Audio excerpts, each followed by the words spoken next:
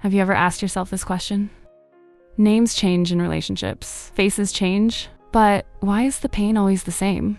At the end of each new relationship, the same disappointment. If you feel dragged into the same fights, maybe this is not a coincidence. That cycle you were not aware of. Why not happiness today? We will talk about choosing that pain that is familiar to us. I want to enter the subject with one metaphor. Imagine taking part in one holiday tour. There are several different routes on the same route, and your bus stops while passing these routes. I want to stay here. Can set and land. Your bus, as the road progresses, stops at one of the points. You loved the view of this place, and you decided to go down one and look there. When you look at it, the beach is beautiful. The water is so clear, but there's no shadow one field. While you love one stony beach, you notice that this beach is one sandy beach. But there, because you like the view, think you want to stay. There are other people with you who examine this point. But when they evaluate this plus and minus, thinking that the cons are more for them, they decided to continue with the tour bus. You chose to stand there. There was a great happiness in you while walking to the beach, because you have one very beautiful, very fascinating view. But when the arrows on the beach get inside your shoes, you realize you didn't like it. But because it gives you pleasure to look at the view, you kept walking. On the one hand, the sun bothers you too much. Shadow one, no dots. But you still chose to look at the view. What we actually associate here is such routes appear before everyone. It's obvious whether everyone will like that route or not.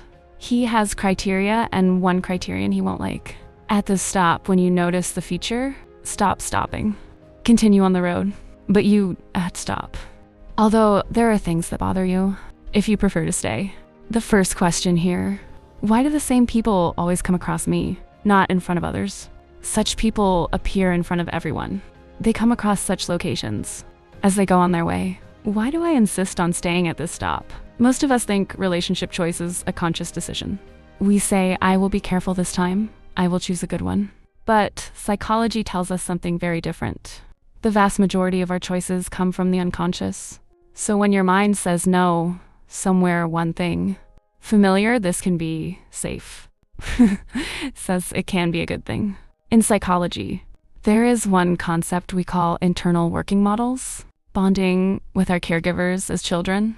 One definition of love and interest in our minds, with criticism of the love shown in your childhood. Physical or emotional distance, or came with one condition. Love matches the brain with these clear feelings. For example, who did not show his love as a child? If you grew up with one parent who always criticized, emotionally distant in adulthood, hard to approve, you can be attracted to someone who shows their love more rarely, because that feeling is no stranger to you. You coded that feeling as love, or vice versa, overprotective. If you grew up in a suffocating one environment, get used to someone who controls you. You can read this as ownership. It is very safe when you are an adult.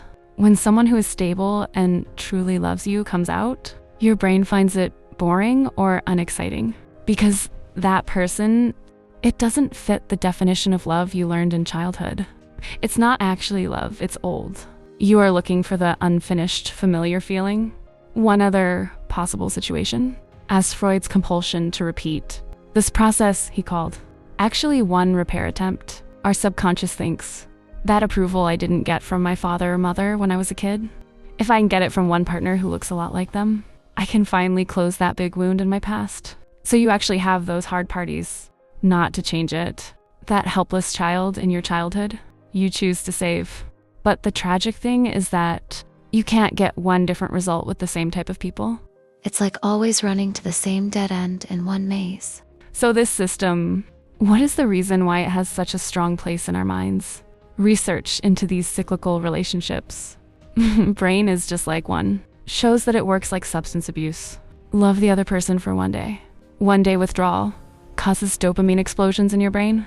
If you have an anxious attachment style, your partner's withdrawal creates a sudden panic in you.